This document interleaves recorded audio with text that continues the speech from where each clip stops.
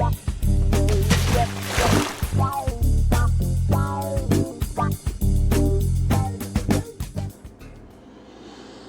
at this, guys. Strawberries on sale today. So I bought 5 1-pound boxes. I'm gonna slice them and freeze them so I'll have strawberries. Well, actually here, strawberries I think are ready the last of May, the beginning of June, something. And you can get them really cheap. And I just got these. These are from a greenhouse and I got them pretty cheap and they're really good. As you can tell, I've already ate half of one of them. Then I found some ranch dipping cups. I got 20 single cups of ranch dressing for $2. 20 cups.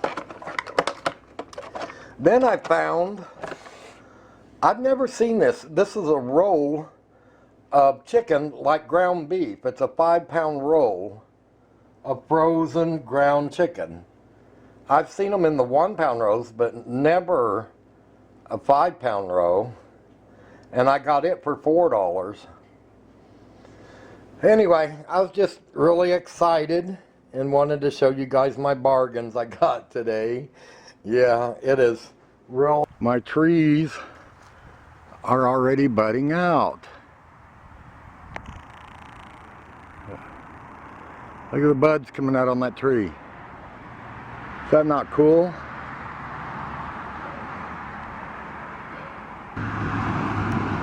Look at this. It's crazy. It's too early. Look at this kind of a reddish green moss that's come up here. Isn't that pretty? There's patches of it.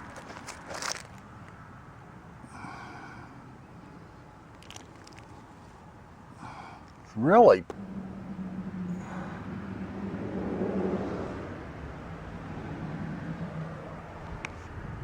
This is some kind of little purple flower. I have a bunch of them that blooms. They look like little clusters of grapes. And they're kind of all over my backyard. I didn't put them there. So, I don't know.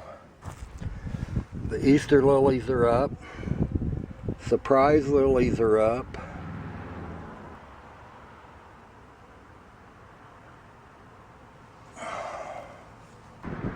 Yeah, even my chicken and hens are making a reappearance. Look how green the middles are.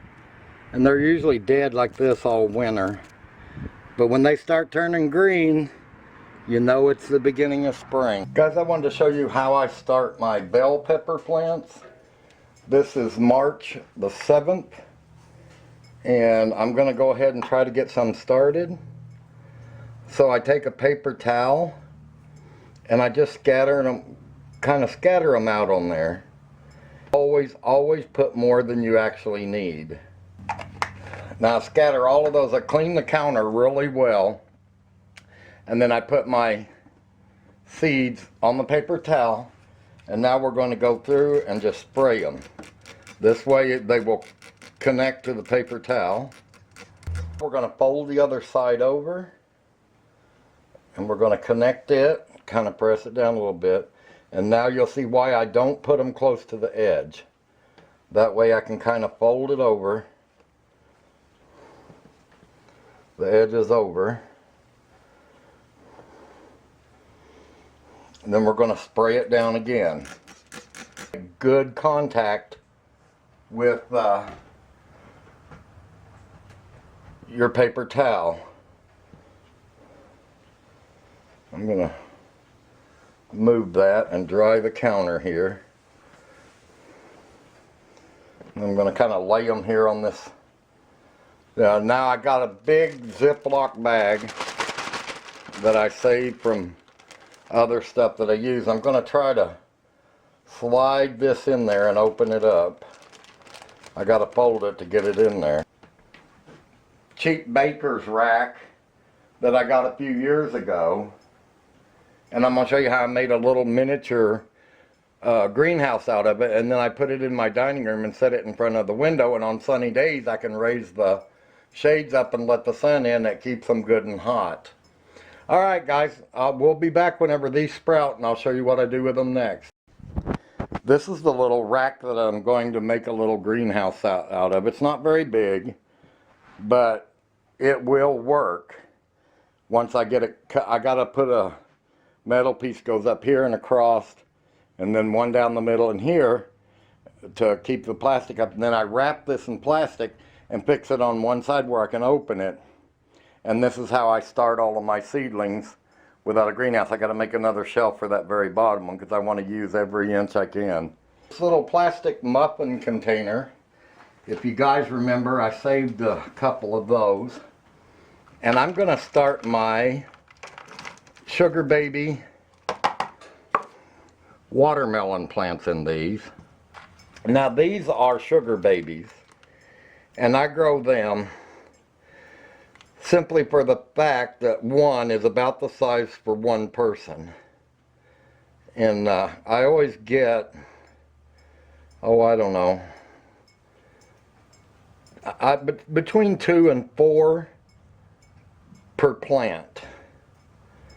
What I'm putting in here is really kind of moist, not real bad. So I won't have to add a lot of water to this.